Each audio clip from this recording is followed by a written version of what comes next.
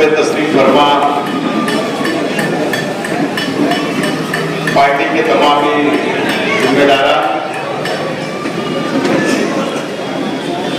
हो गया और इस मीटिंग के अंदर तशरीफ फरमा तमाम बुजुर्ग हजरात,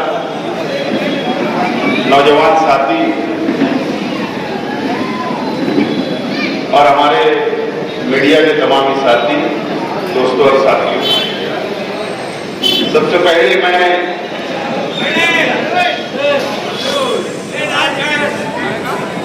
यहाँ पर मौजूद तमाम ही शहर भर से आए हुए हमारे वर्करों का, शहर की आवाम का, पार्टी के जिम्मेदारान का मैं शुक्रिया अदा करता हूँ। पार्टी की जानिब से, मेरी जानिब से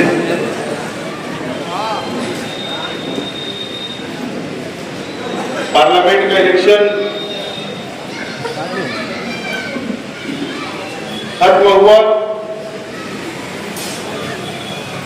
और महाराष्ट्र के असेंबली इलेक्शन की शुरुआत अंतरिम हो चुकी है।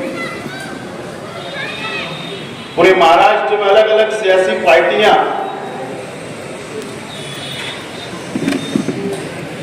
अपना अपना लाएमल तैयार कर रही है और अक्टूबर के अंदर महाराष्ट्र असेंबली का चुनाव भी होगा।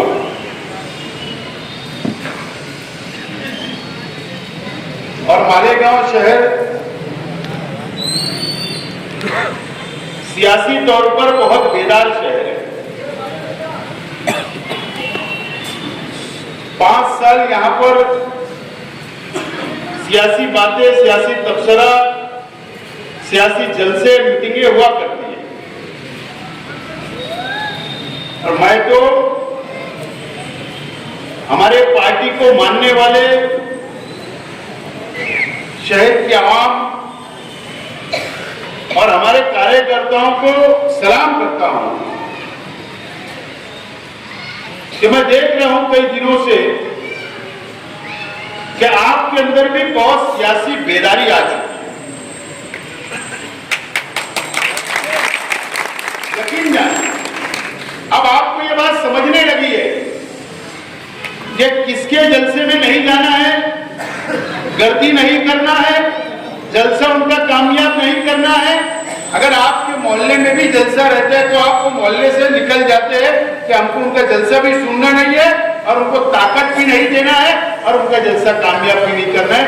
इतने आप लोग बेदार हो गए, मैं आपको सलाम करता हूं। यही बेदारी जरूरी है।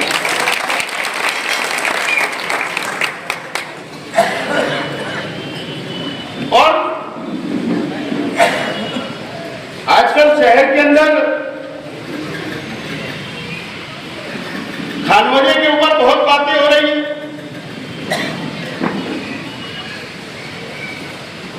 माफ करना है, मीडिया के साथियों से कहना चाहता हूं कि शेख रशीद खानवजे के ऊपर मीडिया ट्रायल भी किया गया। कुछ चैनल वालों ने, कुछ अखबार वालों ने हमारे ऊपर ट्रायल किया गया, लेकिन हम तो वो लोग हैं कि 1999 के अंदर डिसिप्लिन और अवामी आवाज से तो नहीं डरे, तो बाकी ऐसे कुछ चंद मीडिया वाले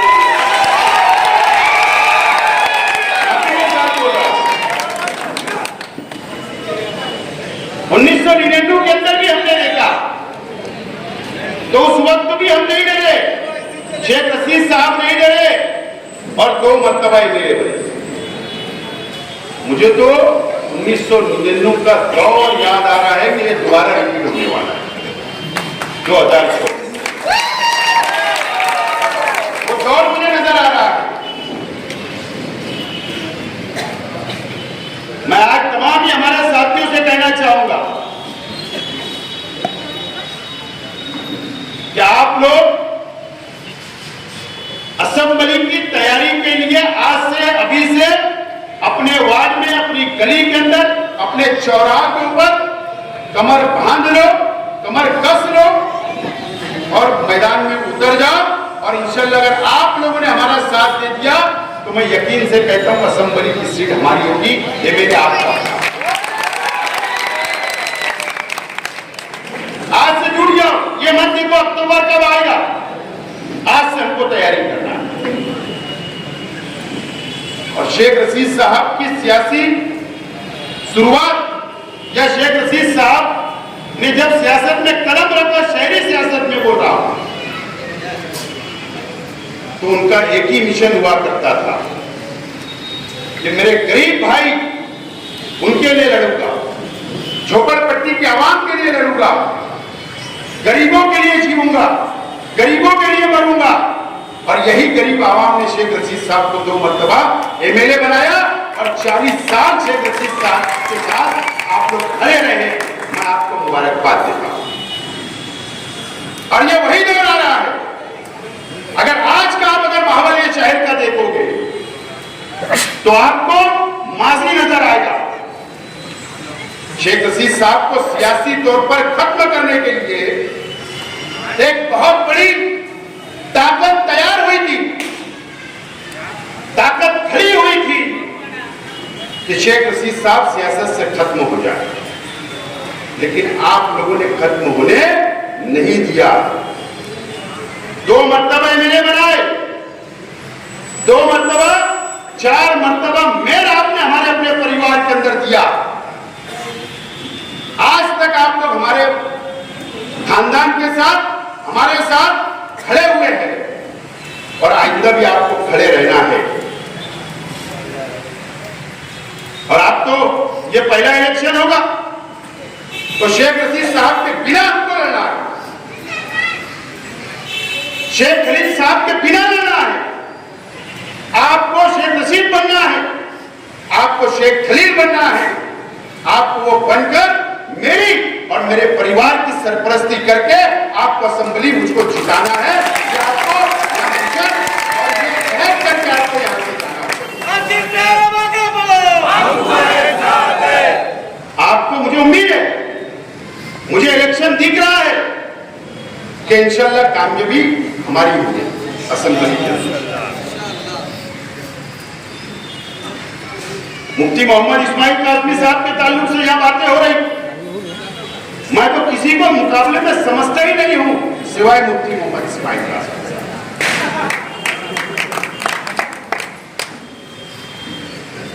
मुकाबले में नहीं समझता हूं,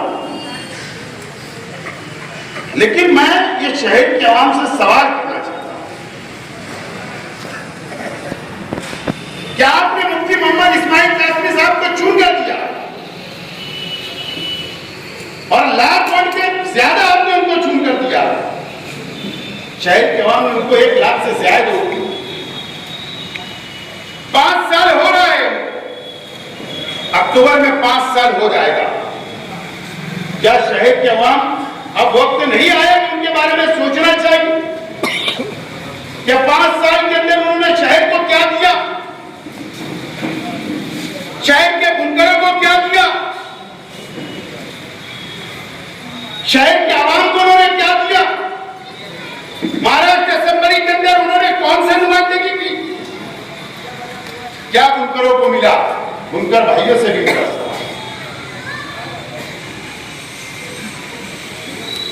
सिर्फ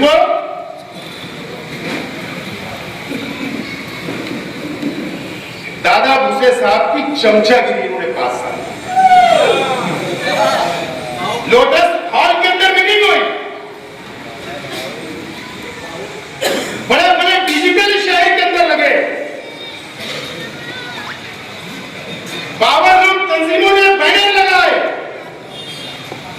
ये कमेटी बन गई मुफ्ती मोहम्मद इस्माइल साहब के डिमांड के ऊपर। बोले कमेटी बना दी हुकूमत ने और दादा भूसे साहब को गुलदस्ता लेकर, हार लेकर उनके ऑफिस में जाकर इस्तकबाल किया गया कि हुकूमत ने एक और अच्छा काम किया कि दादा भूसे साहब को उस कमेटी का चेयरमैन बना दिया। मेरी बात कड़वी हो सकती है बुनकर भाइयों, लेकिन सच बोल रहा हूं। आपने लोटस हॉल के अंदर मीटिंग ली, दादा भूसे साहब को बुलाया, इस्तकबाल किया, बड़ी बड़ी तकरीरें हुई, बड़ी बड़ी तकरीरें हुई, वादे किए गए, ये बेनिफिट, ये सब्सिडी, ये सहूलत बुनकरों को मिलेगी। मेरा सवाल है कि बताओ कि आज तक आपको एक भी रुपया सब्सिडी मिली क्या? क्या आपको बेनिफिट मिला क्या? आप कभी इस्तेमाल किया गया? मैं तो बुनकर भाइयों से कहना चाहता हूं, आप जिम्मेदार नहीं हो। आप रोजी रोटी के अंदर परेशान रहते हो। अगर कोई जिम्मेदार है तो यहां की बुनकर तंजीमें जिम्मेदार है, जो आपको एक जगह जमा करके अपना जाति मुफाद हासिल करते हैं, लेकिन आप तक कभी जाति मुफाद, आपको कभी सब्सिडी नहीं। आपको अगर पावर की रेट हो जाए कंपनी की तो आपके लिए कोई खड़े नहीं रहता। आपका इस्तेमाल सिर्फ किया गया 5 सालों के अंदर। मैंने आपके लिए क्या किया? आप मुझे माजी में नहीं जाना है, शहर जानता है, लेकिन तुमको 5 साल क्या मिला ये तुमको आप सोचना है।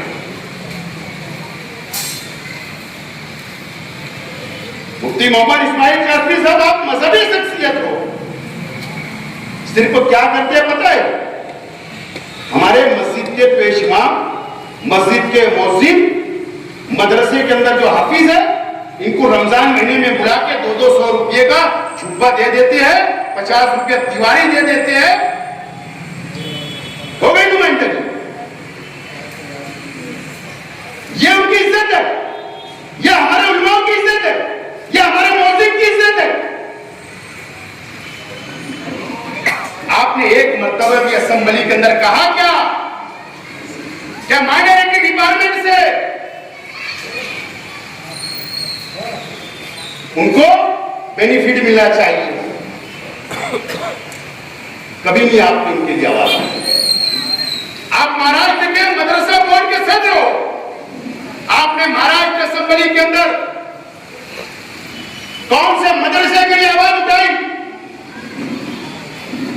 आप बताइए मुझको, कौन से मस्जिद के लिए आवाज उठाई? आपने कोई आवाज नहीं उठाई। आपने कब मुसलमानों के लिए रिजर्वेशन मिलना चाहिए, माइनॉरिटी फंड को बढ़ा के मिलना चाहिए? आपने कोई आवाज नहीं उठाई। ये शहर के अंदर बिल्कुल आप नाकाम हो चुके हो। मैं तो समझ रहा था कि आपको पिछले 5 साल का और ये 5 साल का तजुर्बा हो गया होगा, लेकिन आज आप अभी भी मार्केट के ऊपर, चौराहों के ऊपर, रोकड़ा बाजार में खड़े हो। रोकड़ा बाजार में आज आप भी खड़े हो। जो चाहे सौदा कर ले, आपकी गोली लगा दे। राज्यसभा का कितना लोग है, इतना लूंगा, ओबराय होटल के अंदर रूम बुक, सौदा हो गया। क्या मिला कौम को, क्या मिला शहर को?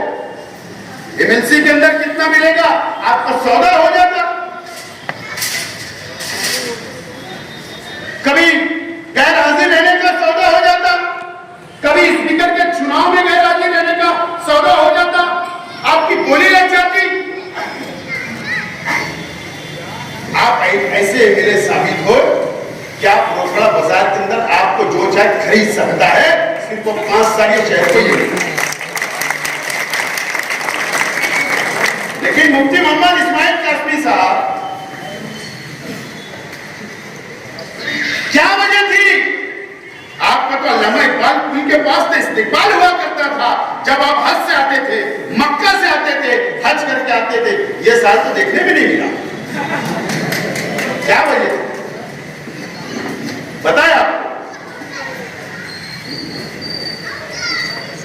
क्योंकि असेंबली का इलेक्शन आ रहा है, नमाज पढ़ाना थी आपको ईदगाह पर, आपको वहां सियासी बातें करना थी। मुसलमान नमाज पढ़ने के लिए ईदगाह के ऊपर इसके लिए नहीं जाता कि आपकी सियासी बात हो। आपने मुझे बताओ कि बकरीद थी,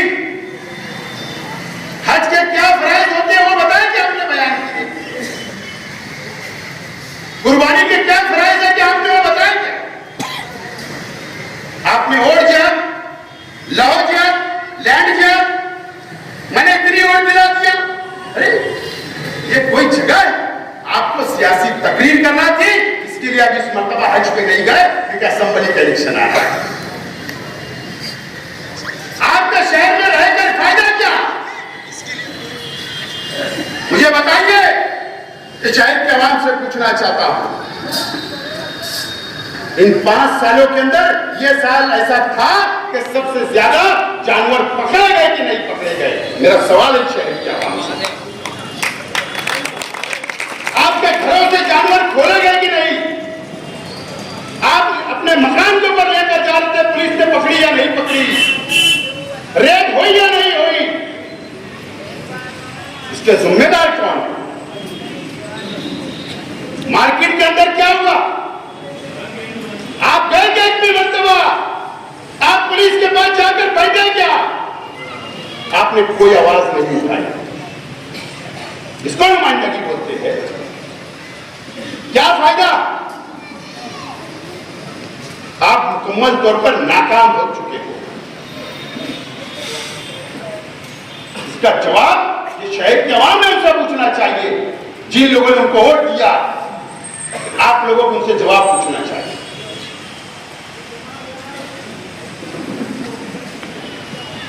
जमीयतुल उलमा तंजीम को मैं बहुत मानता हूं। जमीयतुल उलमा तंजीम को मैं बहुत मानता हूं।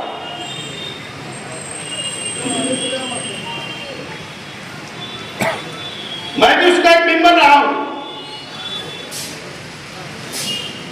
मैं भी जब दिल्ली जाता हूं तो जमीयत के दफ्तर में जाता हूं, वहां पर उनसे जिम्मेदारान से मुलाकात करता हूं। आज भी वहां की मस्जिद में नमाज भी अदा करता हूं। और ये तो बोलने की जरूरत ही नहीं है, मुझे सबूत देने की जरूरत नहीं है। जब मैं एमएलए था तो महाराष्ट्र की असेंबली के अंदर जमीयत में पाबंदी की बात आई तो ये शेख आसिफ ने उनका मुकाबला किया। जमीयतुल उलमा की इज्जत आज भी है, कल भी है और मरते दम तक इंशाअल्लाह करता रहूंगा। ये बात का वादा आज मैं कर रहा हूं। लेकिन क्या ये शहर के अवाम क्या जमीयतुल उलमा प्राइवेट लिमिटेड कंपनी नहीं होती नजर आ रही है क्या? मेरा सवाल है।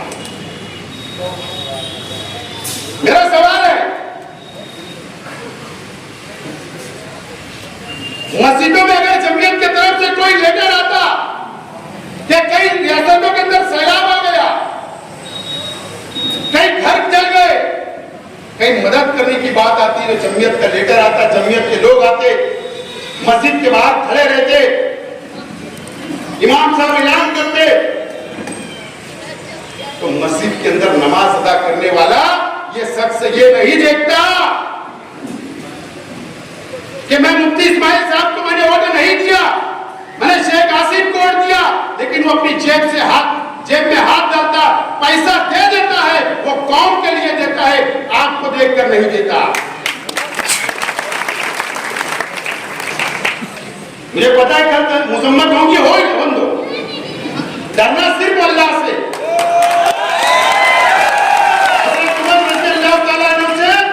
वो साबित है वक्त के, उनसे भी सवाल किया गया, गलत बोल रहा हूं, उनसे भी सवाल किया गया।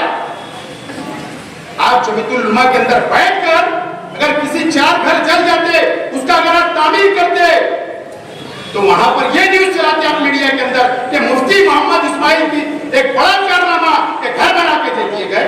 आपके घर आपके जेब से दिया, मालिक सेठ आपके जेब से दिए, मक्की सेठ आपके जेब से दिए। ये शहर से जमा हुआ किया पैसा है, ये कौम की अमानत है जो आप देते हो, आपके जेब से नहीं देते।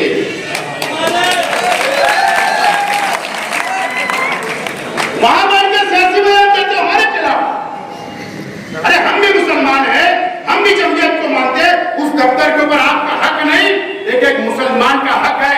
आपको कोई अधिकार नहीं है आपको कोई इख्तियार नहीं है कि कोई भी शहर के सियासी आदमी के खिलाफ जो आपके खिलाफ आपका बैठकर वह बयान दिया, नहीं दे सकते आप बयान, ये बंद होना चाहिए।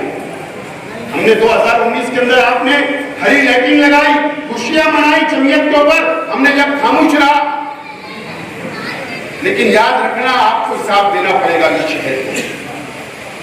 आप अगर दबाने की कोशिश करोगे मजहब के नाम पर तो ये बर्दाश्त मैं तो नहीं करूंगा, और मैं अल्लाह से डरता हूं, बदले से डरता उठता नहीं।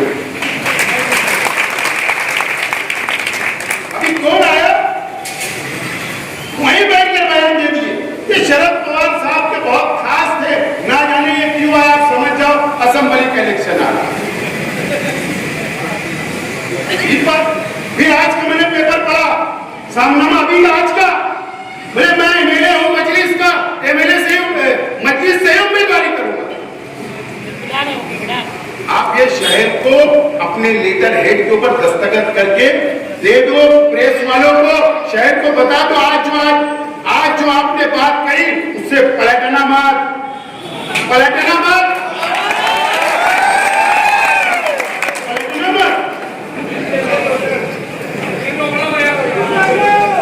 मैं तो बोले यार कांग्रेस वाले तो फोन कर रहे, कांग्रेस वाले तो बिस्सी भी देने बोल रहे, फिर उधर चले।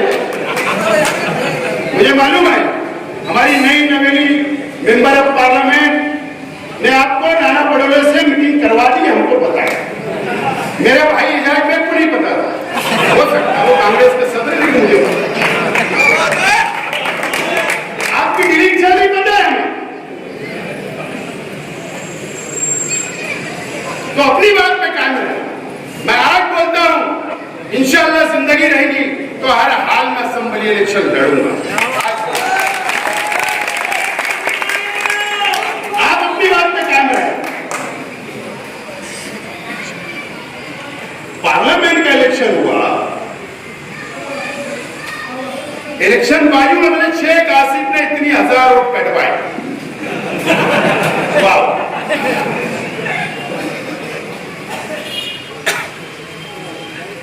मुफ्ती साहब ईमानदाराना और अल्लाह पर ईमान रखकर इज्जत और जिल्लत अल्लाह देता है, डबल और ट्रिपल वोट नहीं इज्जत जिल्लत देती है। और शेख आसिफ आज दोबारा बोल रहा है कि जिसकी एक वोट रहेगी मैं उसके साथ हूं।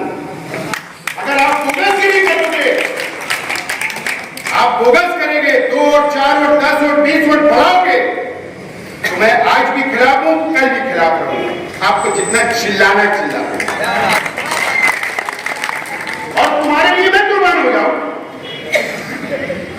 तुम्हारे लिए डबल वोट को मैं कोई मुखालफत नहीं करूं, ट्रिपल वोट की मुखालफत नहीं करूं।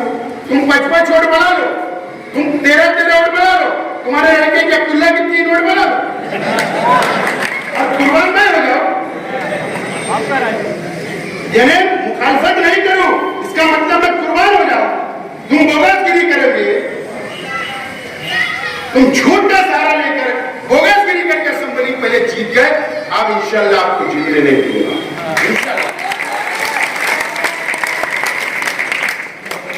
आज ही मैंने आज व्हाट्सएप पे आएगा 4 सेंटर बनाया जो 18 साल के हो गए, जिनकी एक वोट थी अगर कटी होगी, आइए हमारी ऑफिस में मैं बढ़ा के देता हूं। लेकिन 2 वोट 4 वोट 10 वोट इसकी मुखालफत कल भी किया, आज भी करो और आइंदा भी करूंगा। आप ही को क्यों इतनी लगती है, मेरे वोटरों को क्यों नहीं लगती, आवाम से क्यों आवाज नहीं निकल रही? क्योंकि वोट आपने बोगसगिरी किया था, आपने वोट कट गई तो अब तकलीफ हो रही, क्योंकि इलेक्शन दिख रहा है ना सामने, फिर मैदान घोड़ा सामने रहेगा तो आपको तकलीफ इसलिए हो। और एनआरसी से तो मुसलमानों को डरा मत, वो फलस्तीन के मुसलमानों के अंदर जितनी ताकत अल्लाह ने दी है ना, तो हम भी उनके भाई हैं।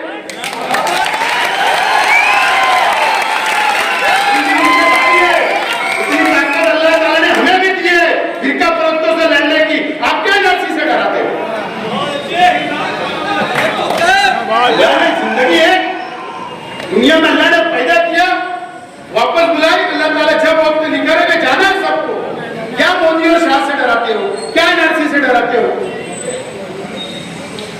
बंद करो झांसा देना, ये शहर में आपको समझ लिया,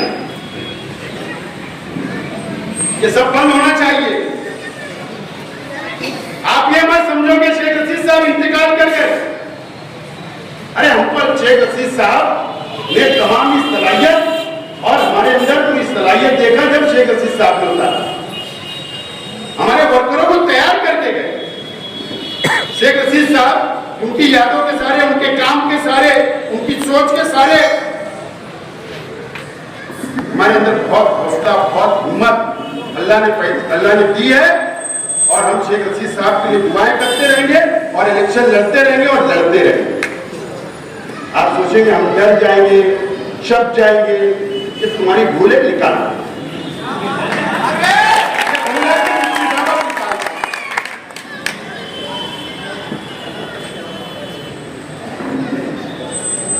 20-25 दिन से मैं क्या खामोश था,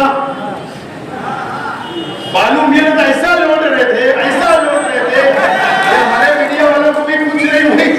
चलो मालूम लिया, लौट लिए, आज मैदान में निकल गया हूं। इंशाल्लाह पेटी बंद होए तक मैं मैदान छोड़ के भागूंगा नहीं।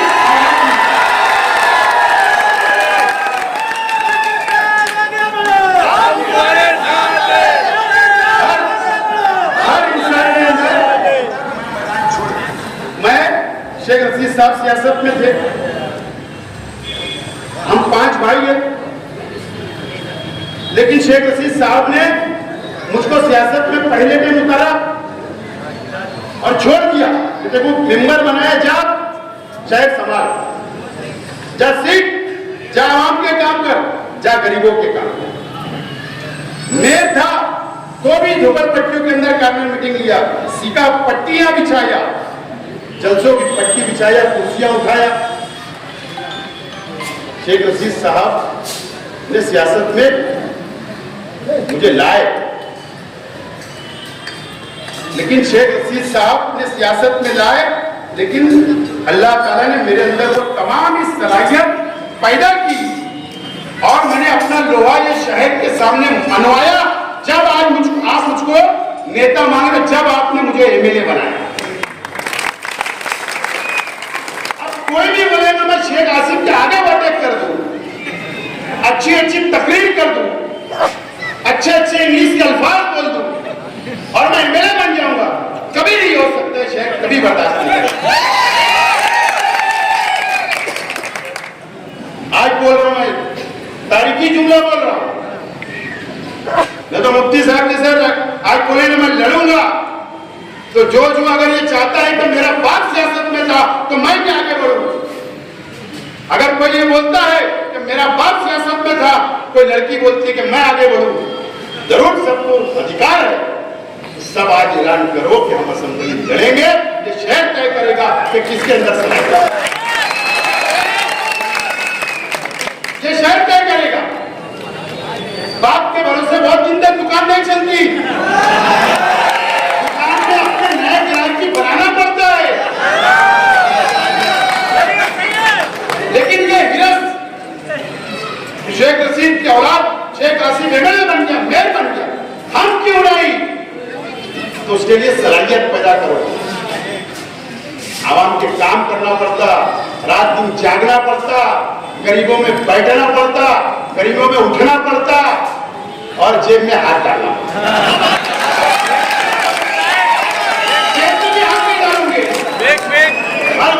हमको लीडर मानो, कपड़े अच्छे पहनने से कोई लीडर थोड़ी होता,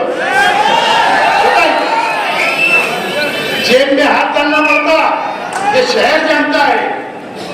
और अल्लाह का करम है, शेख रशीद साहब ने सिखा के गए हमको कि जेब में हाथ डालो। पहले साल शेख रशीद साहब नहीं थे दुनिया में, लेकिन आपने देखा कि हमारे परिवार ने बिल्कुल कंजूसी की हुई और आज भी कंजूसी कर रहे और इंशाल्लाह आगे भी। अल्लाह दे रहा है और हलाल दे रहा है और करोड़ों से दे रहा है अल्लाह ताला। हम अगर करोड़ों से बांट रहे तो तुमको क्या तकलीफ? कारपोरेशन से लूट मार करके बांटे क्या? किसी के जमीन पे नाजायज कब्जा करके बांट रहे हैं क्या? हमारा खानदान एक चीज किसी ने साबित कर देना कि हमारे खानदान ने किसी की जमीन पर नाजायज कब्जा करके पैसा हासिल किया, यकीन जाना सियासत छोड़ दूंगा। ये किसी साहब ने सिखाया नहीं हमें। अल्लाह ताला दे रहा है और करोड़ों से अल्लाह ताला दे रहा है, तो इसलिए करोड़ों से बांटने की हिम्मत भी रखती है और कलेजा लगता और वो हम बांट रहे हैं। तो आओ मैदान में, वक्त पड़ेगा तो घर बेच के भी इलेक्शन लड़ लूंगा, तुम भी घर भागना मत छोड़ो, भागना मत छोड़ो। मैंने कहा ना मुफ्ती इस्माइल साहब को मैं सोच रहा था कि बहुत समझदार इंसान होगा। देखो है आप तमाम ही मेरे साथी बैठे, खास तौर से गुरुवार वार्ड, रौनकाबाद की इलाका, शहीद अब्दुल हमीद रोड और शहर के रविवार वार्ड और बहुत इलाके से आए हुए, नयापुरा वगैरह। मुफ्ती मोहम्मद इस्माइल कासमी साहब का नजरिया, मैं नजरिया बताने के लिए यानी अब उसको क्या बोलेंगे, एक जबान में उसको बोलेंगे कि सियासी दुश्मनी निकालने के, ये भी बोले तो गलत नहीं। मैं मेरे 5 साल, शेख रशीद साहब 10 साल,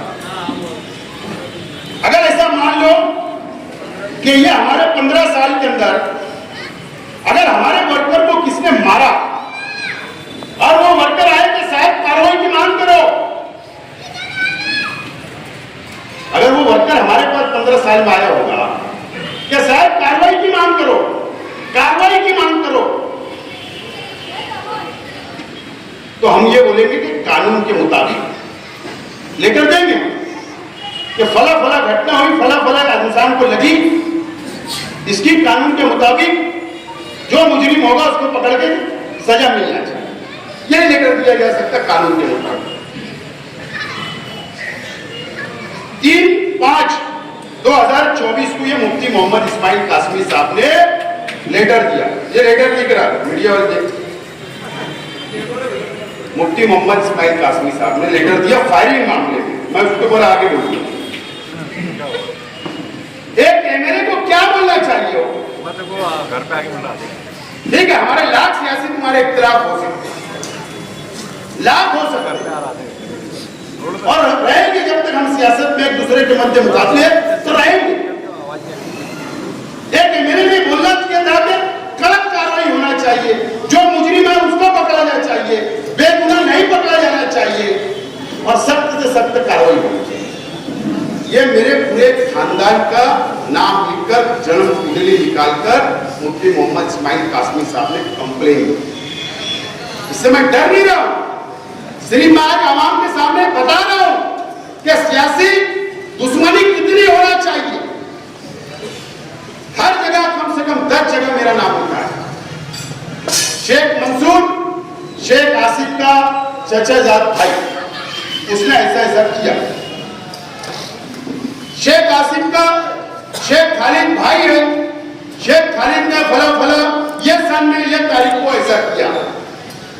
शेख आसिफ का शेख अकील चाचा है, शेख अकील ने फला फला ऐसा किया। शेख एहसान शेख आसिफ का भाई है, फला फला उसने ऐसा किया।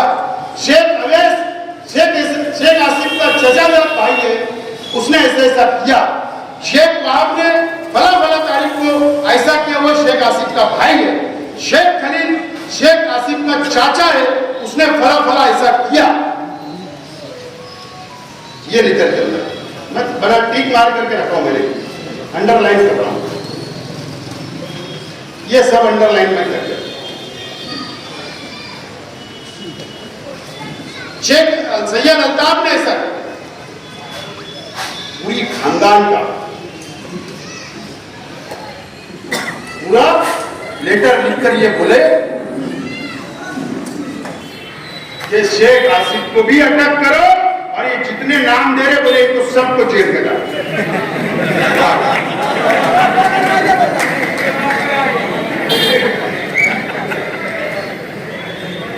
बताइए सैनियत और ये सियासी दुश्मनी, ये लेटर से मैं डर नहीं रहा हूं, क्योंकि इन्होंने ये छुपाया मीडिया के अंदर, शामनामा के अंदर भी छुपाया, उर्दू अखबारात में भी छुपा, और ना यूट्यूब चैनल वालों को भी ये नहीं बोला। सिर्फ सीएम मुख्यमंत्री साहब के साथ की तस्वीर, डायरेक्टर जनरल ऑफ पुलिस रेशमी शुक्ला मैडम के साथ में फोटो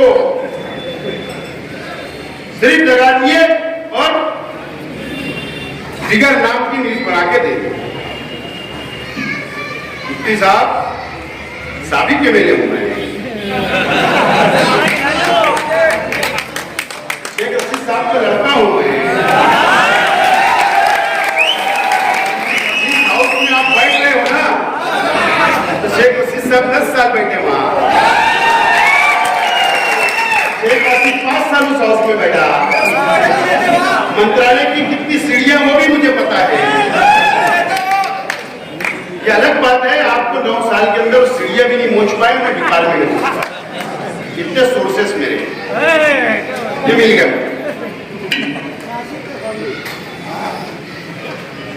मुझे ये बात बोलनी नहीं थी, लेकिन आपको हमारे महाराष्ट्र के लायके मुख्यमंत्री शिंदे साहब के बंगले पर किसने लेकर गया और फोटो से वो कौन बाजू में हो गया वो भी नाम मुझे पता है।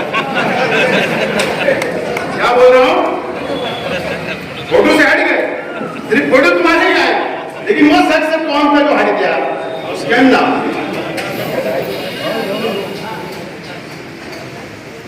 ये ऐसा समझते हो आप कि मंत्रालय सिर्फ आपके लिए बना है, कि director general of police headquarter वो सिर्फ आप ही जा सकते हो, हम नहीं जा सकते। मंत्रालय के अंदर सिर्फ आप जा सकते, हम नहीं जा सकते। सब जानता हूं, और कब और कैसे जाना वो भी जानता हूं। सिर्फ इतनी आपसे अपील है मुफ्ती साहब, ये जातियात पर हो गया, जातियात पर, ये सियासी नहीं हुआ, ये जातियात पर हो गया। जिस दिन अगर मैं बोलना शुरू किया शहर के अंदर जातियात पर,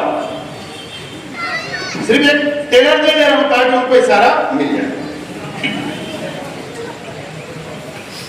फिर वो कौन सा मेडिकल वाला है,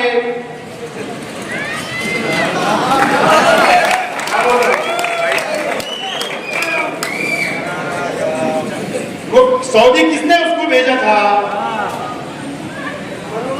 फिर किसने निकाह किया था, फिर किसने तिलाक दिया, फिर किसने हलाला किया, इतना ही काफी है। उसके बहुत आगे जानता हूं, पंचायत में कौन कौन था। अगर जातियत की ही बात आएगी ना, जिससे ज्यादा मालूमात है वो बोल सकता हूं, लेकिन ये तहजीब मुझे नहीं है। मैं तुमको बदनाम नहीं करना चाहता हूं, आप बदनाम होगे, शहर और उलमा बदनाम होगे, इसलिए रुक जाता हूं। यही अपील है, यही अपील है। आइंदा इस बात का ख्याल रखा जाए, सियासत मर्दाना करो, मर्द वाली सियासत करो, हम तैयार हैं।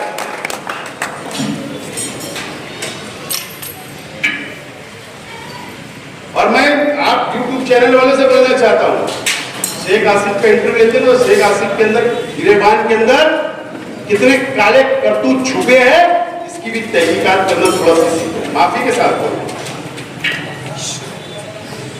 मतलब किस शख्स की वजह से जो लड़कियों का तिलाक हुआ वो भी शेख आसिफ जानता, वो भी आपको यूट्यूब के ऊपर बैठता है।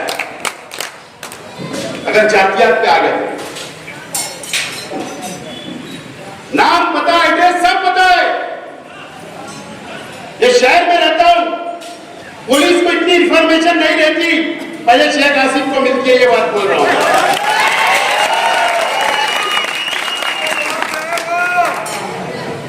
अभी सिर्फ टेलर देके छोड़ रहा हूं, पिक्चर बताऊंगा अभी इलेक्शन आएगा।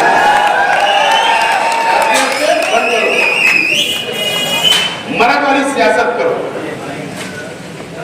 अल्लाह का करम है, हमने तो किसी का इस्तेमाल करके उनका घर भी खराब किया।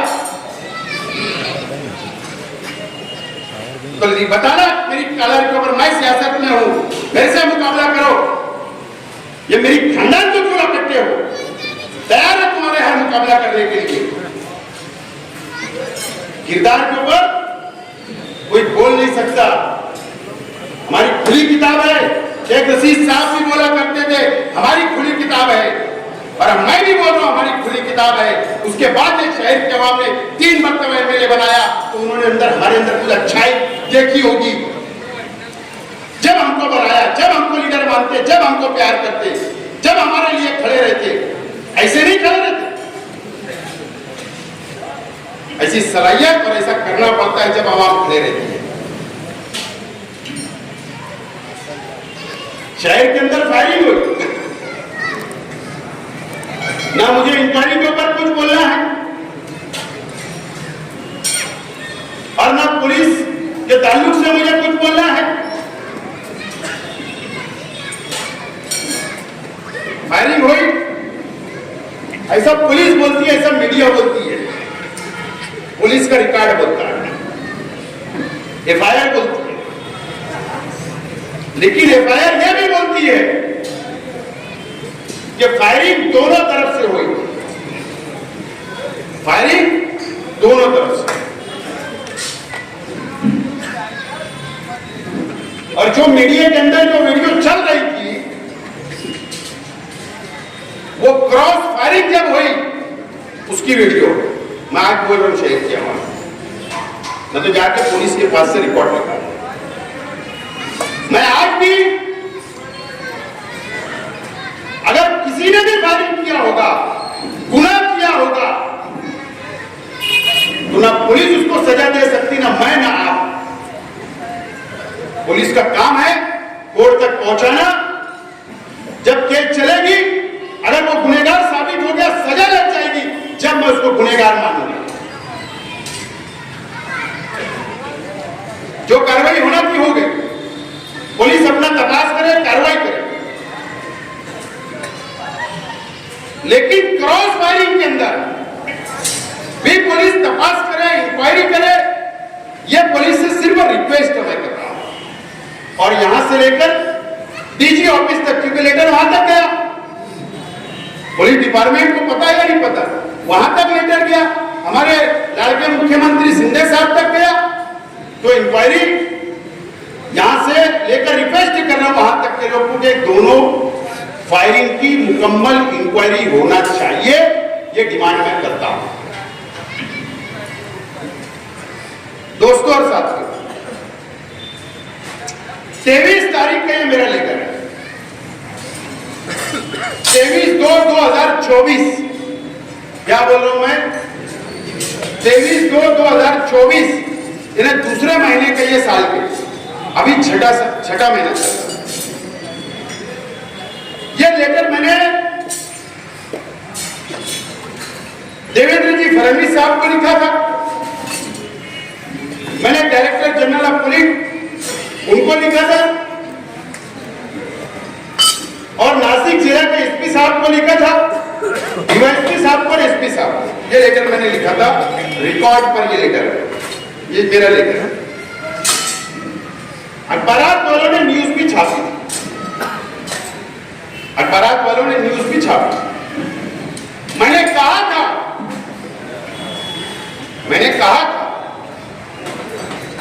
कि श्रीरामपुर के कुछ लोग, आपको याद नहीं आएगा तो याद करो, माजी में जाओ, 4 महीना पहले। चैनल वाले आप भी माजी में जाओ, डिपार्टमेंट आप भी माजी में जाए। ये लेटर नहीं होगा तो मैं लेटर देने के लिए तैयार हूं, आज भी तैयार हूं। श्रीरामपुर और यूपी के गोरखपुर के कुछ लोग शहर में रुके हुए हैं, उनको गाड़ियां दी जा रही, उनको साइकिल यानी कुछ सामान दिया जा रहा है, उनको रहने के लिए जगह दी जा रही है, ऐसा मैंने लिखा था। और वो मेरे परिवार की, हमारे घरों की, मेरे चाचा लोगों के घर की हमारी इंक्वायरी कर रहे, नजर रखे हुए और कि शेख रशीद साहब के इंतकाल के बाद सियासत में मैं अकेला हूं, जो मैं सियासत भी और परिवार भी और वर्करों को भी और शहर भी संभाल रहा हूं, तो हो सकता है कि मेरा कुछ मुझ पर हल्ला हो जाए। इसके लिए प्लानिंग हो सकती है, इसके लिए पुलिस ने इसकी इंक्वायरी कर रही है। एक ये लेटर दिया था और दूसरा लेटर दिया था इसके साथ में, ये मुझको पुलिस प्रोटेक्शन यानी बंदोबस्त मेरे साथ पुलिस सुरक्षा गार्ड दे जाए, मेरे को खतरा है ऐसा मुझे महसूस हो रहा है, ऐसा लेकर मैंने दिया, ऐसा लेकर मैंने दिया। अब सवाल ये कि जो क्रॉस फायरिंग हुई, पुलिस की तहकीक कहां तक पहुंची मुझे नहीं पता था। मुझे उनके अंदर इंटरफेयर करना है, न दबाव बनाना है दूसरों की तरह, मुझे नहीं करना। साफ सुथरी तहकीक होना चाहिए। हो सकता मेरा लेकर झूठा साबित हो, मैं मान सकता हूं। अगर पुलिस बोल रही तो मैं मान लूं, लेकिन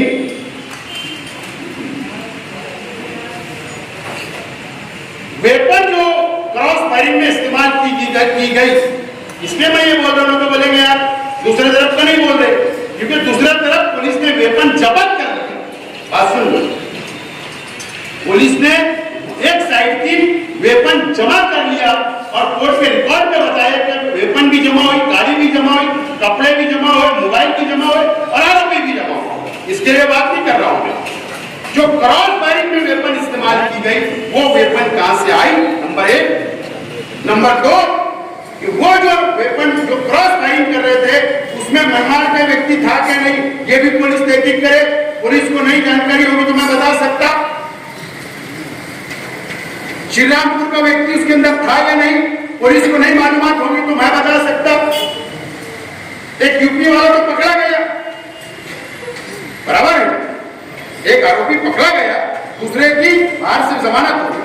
मुझे कुछ बोलना नहीं है, पुलिस इसकी इंक्वायरी होना चाहिए, ये डिमांड है।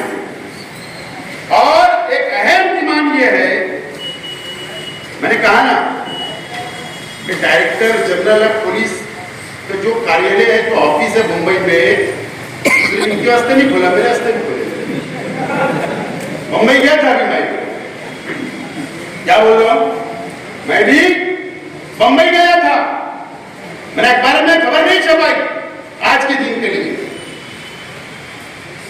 मैं भी मिल के आया, सिर्फ मैंने फोटो नहीं खींचा। मैं भी मिल के आया। रेशमी शुक्ला का ऑफिस बहुत अच्छा है, मैं गया, मीटिंग में बैठा, टाइम लिया, मालूम है कैसे टाइम लिया, मैं भी गया और मैंने भी एक लेटर दे के आया हुआ। बात समझ रहे हो, नहीं देख रहे थे ना, वही अब फाइल बना लिया मैंने। वकील नहीं हूं, लेकिन जितनी भी जानकारी है उतना काम करते रहे। मैंने ये डिमांड किया कि क्रॉस फायरिंग करने वाली जो वेपन थी, मेरा आज भी मानना है वो वेपन नेपाल से आई हुई थी। क्या बोल रहा हूं मैं, आज भी मेरा मानना है, मैंने कहा हो सकता है गलत, वो नेपाल से आई हुई। ये मामला देश के बाहर का बोल रहा, देश के अंदर का नहीं बोल रहा। नेपाल हमारे देश से हटके नया देश है, एक अलग देश है। मैं हिंदुस्तान की बात नहीं कर रहा हूं, नेपाल की बात कर रहा हूं। वहां की हुकूमत अलग, वहां का वजीर आजम अलग, वो देश अलग है। अब पुलिस ये तहकीक करे कि इस 3-4 महीनों में नेपाल का कौन कौन नेपाल के शहर से गया, कौन कौन नेपाल गया था और नेपाल में क्या क्या हुआ, ये भी पुलिस देखे। क्यों नेपाल गए, मेरी तो ये भी मालूम है, तुम्हारा केसों ना बहुत चलते। क्या बोल रहा हूं, केसों समझते, जुआ खाना जिसको बोलते हैं, वो काउंटर वाले ना, क्या बोलते हैं,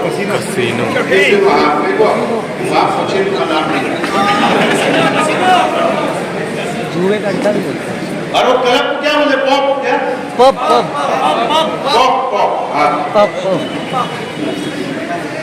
जो मालेगांव के लोग कहते हैं वहां भी गए थे और वहां पर भी पुलिस इंक्वायरी करे कि वहां भी कुछ दीदा हुई थी।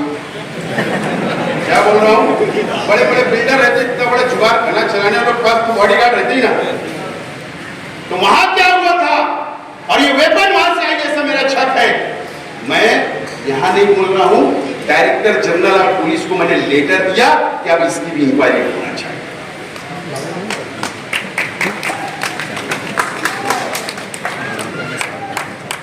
मैंने कहा ना, पुलिस से ज्यादा अपने पास रिपोर्ट फैलाया जाता है, फास्ट एजेंसी है। तो नेपाल तक की बात अब मैं लेके आया, और भी बहुत मटेरियल है, लेकिन थोड़ा धीरे धीरे निकालेंगे तो अच्छा लगेगा। लेकिन पुलिस अब इसकी भी इंक्वायरी करे, ये मेरी रिक्वेस्ट है।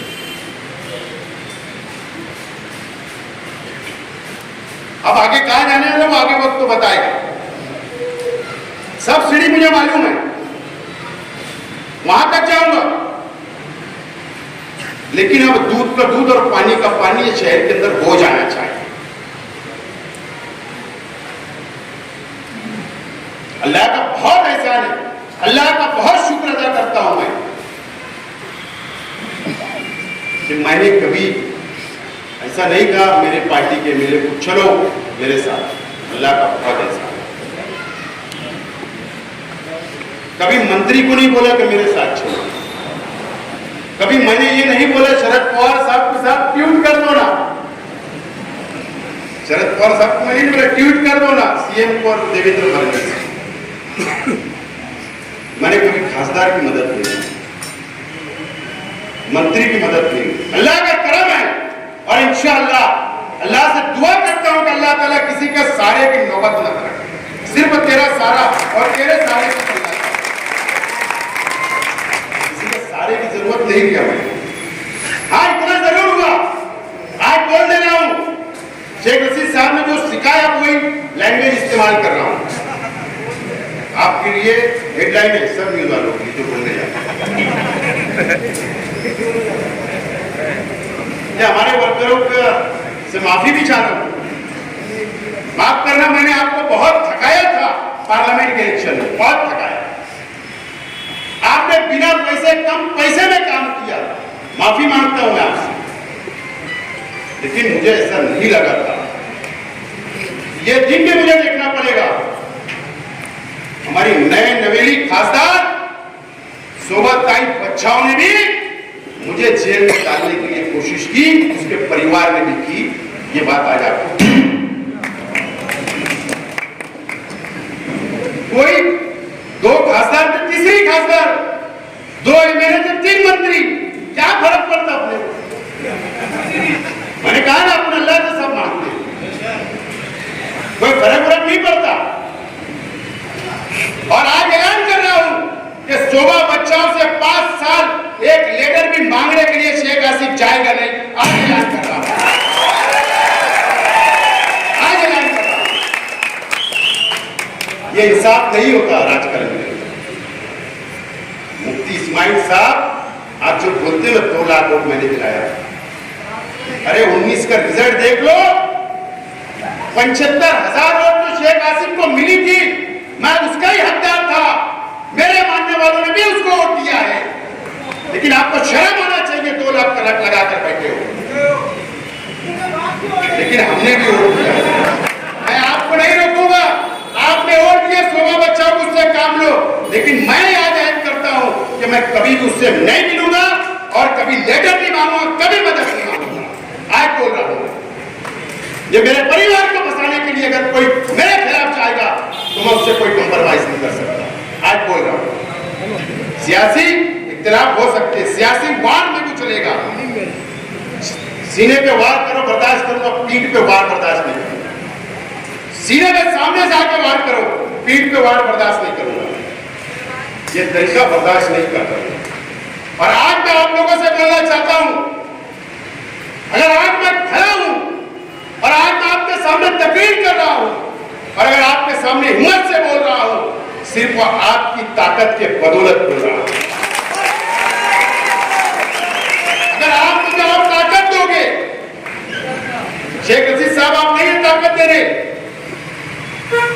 खलील दादा अब नहीं है।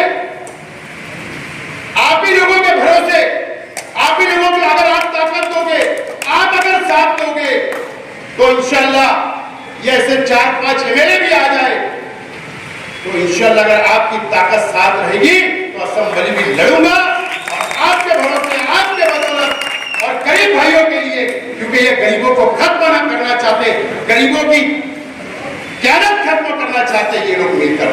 अगर मेरे परिवार खत्म हो रहा है इसका मतलब गरीबों की क्यादत खत्म हो रही है, ऐसा मैं मानता हूं। अगर आप चाहते हो कि गरीबों की क्यादत खत्म हो जाए तो मुझे कुछ बोलना नहीं है। अगर आप चाहते हो कि गरीबों की क्यादत खड़े रहे, आपके साथ खड़े रहे, तो मैं और मेरा परिवार आपके साथ खड़ा रहेगा और आपके बदौलत आगे बढ़ना चाहता हूं। और आज ऐलान करता हूं कि आप लोग किसी को एक मीटिंग की शक्ल में समझ के ये पैगाम लेकर यहाँ से जाओ कि आपको अपने घर की ओर बढ़ाना है, नवी ओर, और आपको अपने घर और मोहल्लों के अंदर बोलकर आने वाले असेंबली की तैयारी करना है।